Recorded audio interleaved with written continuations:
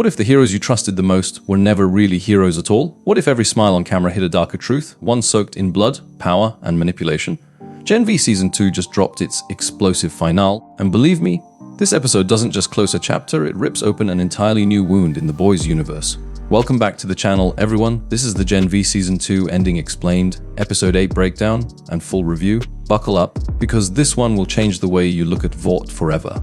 The episode opens in chaos. The campus of Godolkin University isn't just a school anymore, it's a war zone. Soups are turning on each other, the air thick with screams and gunfire. You can almost smell the fear and burnt ozone. Mary stands at the center of it all, drenched in blood, some of it hers, most of it not. Her powers, once a burden she tried to control, are now her weapon of survival. But the real question is, survival for what? We're hit with a shocking reveal right off the bat. Dean Shetty's experiments weren't just about controlling soups, they were about erasing them. A virus capable of wiping out every trace of compound V in the bloodstream. A weapon so dangerous that even Vought was terrified to unleash it. And yet someone inside did. The finale teases us with glimpses of a new player, someone who doesn't want control or justice, just extinction. As the narrative unfolds, the tension between Marie, Jordan, and Cate reaches its boiling point. Cate, the girl with the power to control minds, now believes she's the savior of a broken world. But saviors can become monsters when they start deciding who deserves to live. In a chilling scene, Cate whispers to a group of soups to wake up, and they do, turning their rage toward anyone who ever tried to restrain them. It's rebellion, revolution, and horror all rolled into one. And then, that ending. When the dust settles, we see Marie, Jordan, Emma, and Andre locked inside what looks like a medical facility. Cold, sterile, and eerily quiet. No one tells them where they are, no one tells them why. But one look at their eyes and you realize something horrifying, they're not guests, they're lab rats. Meanwhile, outside the walls, Homelander himself lands in the chaos, bathed in the light of his own destruction. His smirk says it all, Gen V's rebellion isn't over. It's just fuel for the boys' Season 5. This finale perfectly balances tragedy and setup. Every death feels personal. Every betrayal feels earned. The writing doesn't hold your hand. It punches you in the gut and dares you to look away. And as Marie looks through the glass, watching the news label her and her friends as terrorists, we realize Vought doesn't need to win the war, they just need to control the story.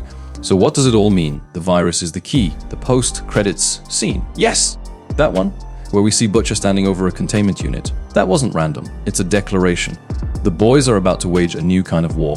Not against soups, but against the source of their power. And Marie, Jordan, and Cate? They're no longer side characters in the boys' universe. They're the spark that could burn it all down.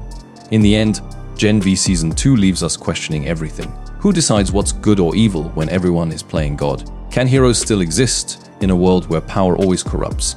And the biggest question of all, what happens when the boys finally collide with Godolkin's survivors?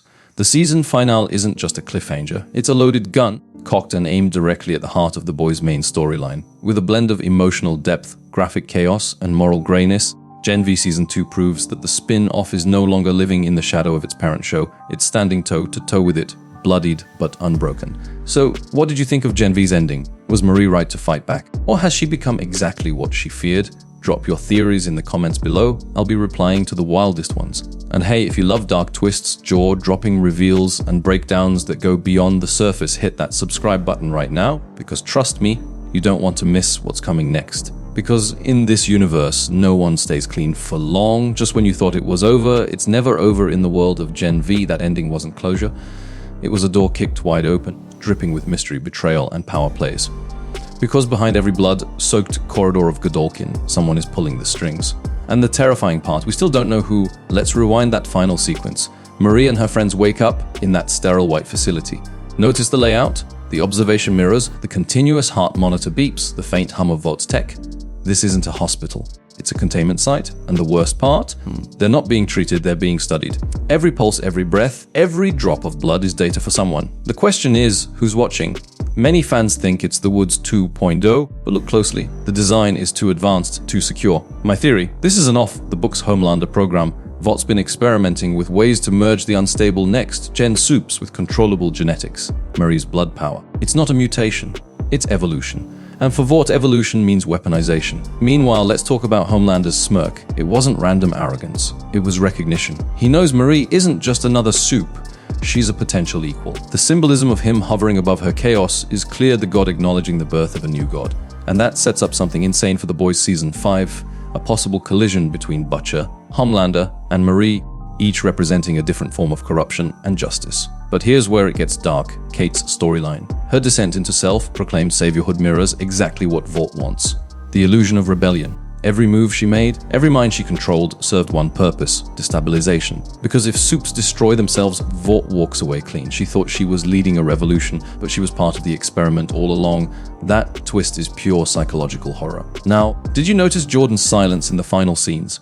The writers intentionally muted their dialogue. It's not a cinematic trick. It's metaphorical. Jordan's duality represents Gen V's core question. What does morality mean when identity itself is fluid? The ambiguity of their final gaze isn't fear, it's awareness.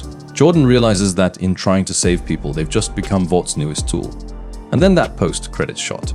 Butcher, standing over a containment chamber filled with blue mist, compound V residue. He grins. Not a happy grin. That kind of grin you give when you realize you've finally found the devil you've been hunting. His single line, "Know we've got the weapon," ties every thread together. The virus Shetty created, the chaos at Godolkin, even the disappearances from Vought HQ. It's all part of one timeline that's heading for war. Think about it. The boys are no longer fighting Supes, they're about to fight nature itself. A synthetic virus that can end every powered being in existence. But here's the cruel twist. What if the virus doesn't just kill Supes? What if it mutates them? Because that would explain the whisper we hear faintly before the credits. It's spreading. This means the weapon Butcher found might not destroy Supes, it might create new ones. A ticking bomb disguised as salvation. And that brings us back to the heart of Gen V. Choice. Every character this season had to choose between power and humanity. Marie chose revenge over redemption. Jordan chose loyalty over truth. Cate chose salvation over sanity. And Vought, they chose control, as always. But the beauty of Gen V's ending is that it leaves us unsure who's actually winning. Now let's talk symbolism. Did you catch that overhead shot of Marie's hand at the end? Dripping blood, trembling, reaching out. That's a callback to the very first episode when she accidentally killed her parents. The cycle has come full circle. She's still trying to use her power to save others, but every time she does, someone dies. It's tragedy wrapped in evolution. The emotional tone of this finale, the guilt, the survival instinct, the blurred lines of good and evil, it's not just storytelling. It's a reflection of our world. How far would you go to protect others if the only weapon you had was your own blood? And here's my personal theory. Marie isn't the hero of this story. She's the patient zero of something much bigger. Her blood isn't the cure, it's the key. The virus was designed to neutralize Compound V, but if her blood can manipulate it, she's not the end of Supes. She's the next phase. That's why Vought kept her alive. So where does that leave us? With a world teetering on the edge of collapse, a generation of Supes questioning their humanity, and the boys preparing for a war that may erase every line between right and wrong. The future of this universe isn't about heroes vs villains anymore. It's about survival vs extinction. And that final image, Marie staring at her reflection, whispering, "We're all monsters now?" That's not just dialogue, that's a prophecy. So tell me this, when Gen V returns, who do you think will fall first? Vought, Homelander, or Marie herself? Drop your wildest theory below. I'll feature the best ones in my next breakdown video. And if you're still here, you're clearly one of the real ones. So hit that subscribe button right now, because this channel isn't just about watching the story, it's about decoding it. Because in the world of Gen V, every ending is just another experiment.